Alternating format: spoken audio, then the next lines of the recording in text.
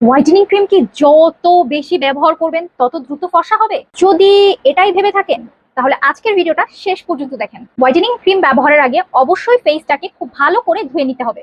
এরপরে একদম অল্প পরিমাণ ক্রিম নিয়ে ফুল মুখে আলতোভাবে ছড়িয়ে সুন্দর করে ব্যবহার করতে হবে, যাতে করে ফেসের সাথে ঠিক এরকম মিশে যায়। অবশ্যই এরকম ভেসে থাকবে, এভাবে কখনোই ক্রিম ব্যবহার করবেন না। এরকম ভাবে বেশি পরিমাণ ব্যবহার করলেই যে খুব দ্রুত ফলাফল পাবেন এরকম কিন্তু কোথাও নাই। হোয়াইটেনিং ক্রিম রাতে ব্যবহার করাই সব থেকে ভালো। আর হোয়াইটেনিং ক্রিম ব্যবহারের পরে দিনের বেলা কিন্তু অবশ্যই অবশ্যই সানস্ক্রিন ব্যবহার করতে একেবারে ভোলা যাবে না। নিয়মিত ব্যবহার, ভালো স্কিন কেয়ার এবং ধৈর্য, এই তিনটাই ভালো ফলাফল পেতে গুরুত্বপূর্ণ কাজ করে।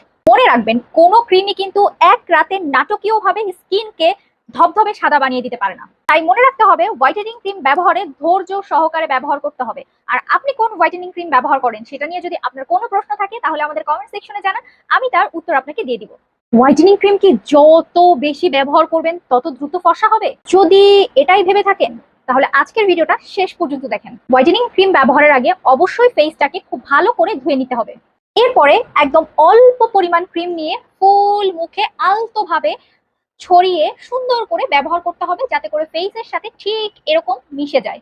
অবশ্যই এরকম ভেসে থাকবে, এভাবে কখনোই ক্রিম ব্যবহার করবেন না। এরকম ভাবে বেশি পরিমাণ ব্যবহার করলেই যে খুব দ্রুত ফলাফল পাবেন এরকম কিন্তু কোথাও নাই। হোয়াইটেনিং ক্রিম রাতে ব্যবহার করাই সব থেকে ভালো।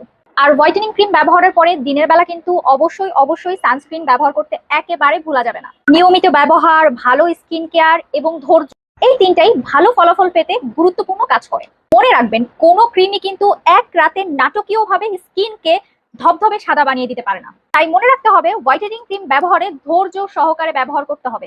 আর আপনি কোন হোয়াইটেনিং ক্রিম ব্যবহার করেন সেটা নিয়ে যদি আপনার কোনো প্রশ্ন থাকে তাহলে আমাদের কমেন্ট সেকশনে জানান, আমি তার উত্তর আপনাকে দিয়ে দিব।